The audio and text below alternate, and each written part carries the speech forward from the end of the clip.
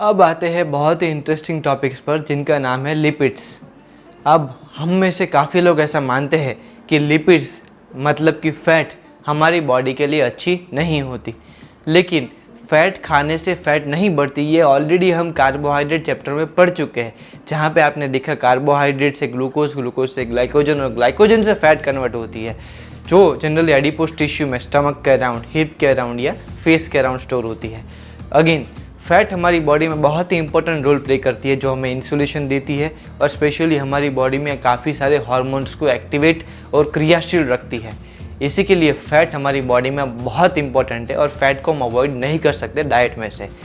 और फ़ैट जो है, इसके दो कैरेक्टरिस्टिक है कि ये पानी में इनसॉल्वेंट है, मतलब पानी के अंदर ये डिज़ोल्व नहीं होती, और दूसरी कैरेक्टरिस्टिक है कि फ़ैट क्लोरोफॉर्म नाम के द्रव्य मतलब केमिकल के अंदर सॉल्वेंट है, मतलब इसके अंदर डिज़ोल्व हो जाती है।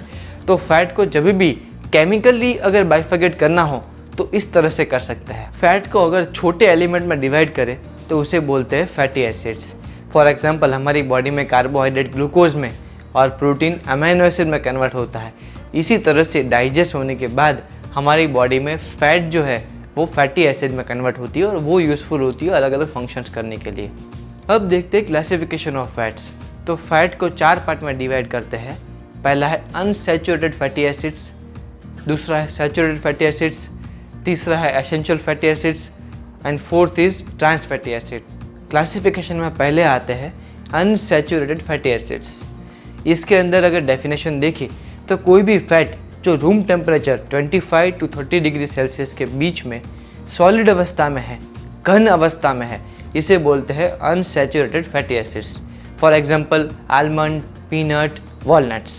अब देखते हैं सैचुरेटेड फैटी एसिड्स।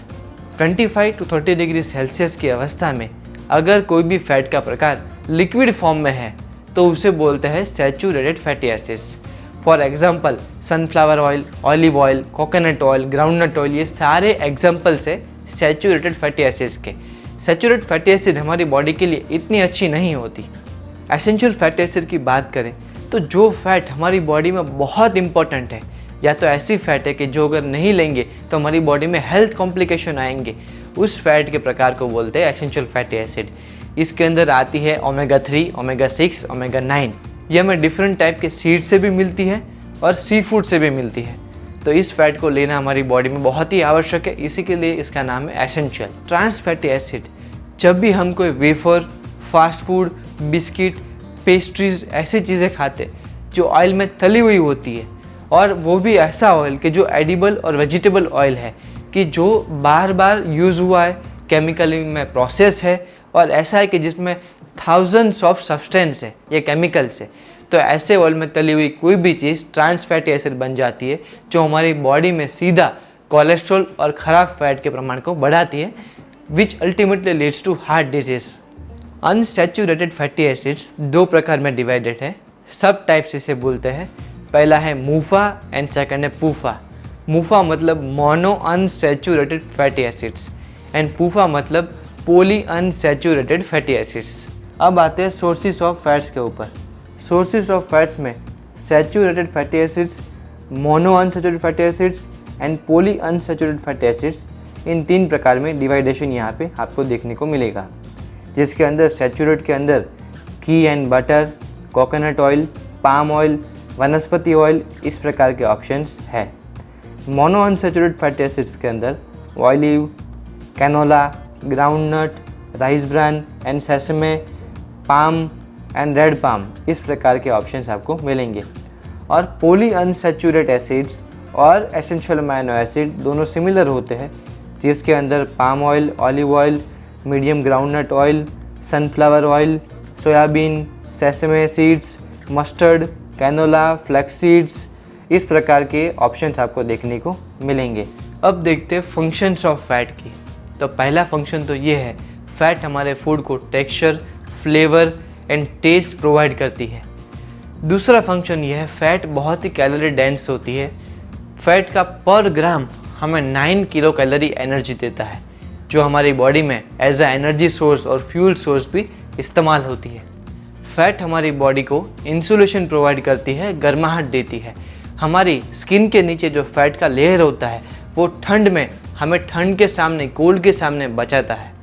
इसके अलावा फैट विटामिन ए, डी, ई, के जो फैट सॉल्युबल विटामिन है, जो आगे चल के हम पढ़ेंगे, उसके सिंथेसिस के लिए, मतलब उसके एब्जॉर्प्शन के लिए भी बहुत यूज़फुल है। फैट हमारी बॉडी में hormones like testosterone, estrogen, progesterone, इन तीनों के नियंत्रण के लिए भी बहुत ज़रूरी है। अब देखते हैं एक्सेसिव फैट इंटेक हमारी बॉडी में किस तरह से नेगेटिव चेंजेस लाती है। एक्सेसिव फैट इंटेक की वजह से specially trans fatty acids and saturate fatty acids, इसकी वजह से हमारी बॉडी में हार्ट अटैक या हार्ट डिजीज़ होने के चांसेस रहते हैं। ये कैसे?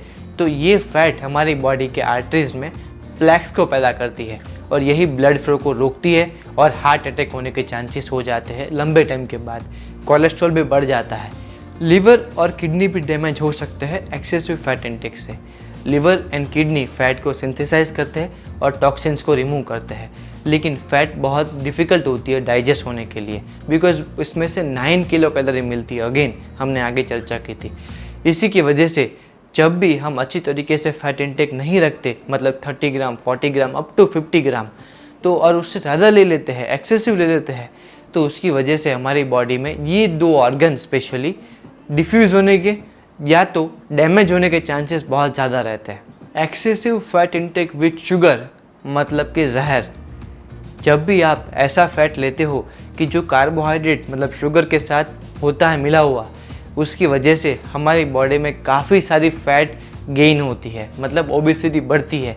और आप सबको पता है ओबेसिटी बढ़ने से कितने प्रकार के डिजीज़ होते हैं। तो specially excessive fat intake with sugar, आपको ये कॉम्बिनेशन कभी भी नहीं बनाना चाहिए। अब थोड़ी बात करते हैं क्लिनिकल अंडरस्टैंडिंग ऑफ फैट्स की। फॉर एग्जांपल, जब भी आप क्लिनिकल लेबोरेटरी के रिपोर्ट पढ़ते हैं जिसे बोलते हैं लिपिड प्रोफाइल, तो आप देखते हैं उसमें कोलेस्ट्रॉल, VLDL, LDL, HDL या तो ट्राइग्लिसराइड, ये सारे प्रकार के नेम मेंशन होते हैं। तो ये नेम्स क्या होते हैं और उसके क्या रोल्स है वो इस टॉपिक में देखते हैं। पहला तो आता है ट्राइग्लिसराइड्स। ट्राइग्लिसराइड्स एक फ़ैट का सिंपल वर्जन है, सिंपल फॉर्म है कि जो मैक्सिमम बहुत बड़े अमाउंट में हमारी बॉडी में होता है। जब भी आप सैचुरेट या अनसैचुरेट फैटी एसिड लेते हैं तब हमारी बॉडी में अल्टीमेटली ट्राइग्लिसराइड बढ़ता है। इसके बाद आते हैं LDL। LDL मतलब लो डेंसिटी लाइपोप्रोटीन्स, इसका पूरा नाम है। LDL हमारी बॉडी में जब बढ़ता है मतलब हमारी बॉडी में सैचुरेट फैटी एसिड्स का इंटेक बढ़ गया है और अनसैचुरेट का फैटी इंटेक कम है। तो इसका मतलब हमें अनसैचुरेट फैटी एसिड और एसेंशियल फैटी एसिड का इंटेक बढ़ाना है। LDL मतलब बैड फैट। इसके बाद आते हैं HDL पर। HDL मतलब हाई डेंसिटी लाइपोप्रोटीन्स। HDL हमारी बॉडी में अच्छे प्रोटीन के सोर्स जैसे कि एसेंशियल अमीनो एसिड और अनसैचुरेट फैटी एसिड का एग्जाम्पल है। जब ये बढ़ते हैं तब हमारी बॉडी में HDL भी बढ़ता है, तो HDL इज़ गुड फैट। इसके बाद VLDL मतलब वेरी लो डेंसिटी लाइपोप्रोटीन्स। ये भी LDL की तरह बैड फैट होती है जो ट्रांस फैटी एसिड खाने की वजह से बढ़ती है। और लास्ट में आते हैं कोलेस्ट्रॉल।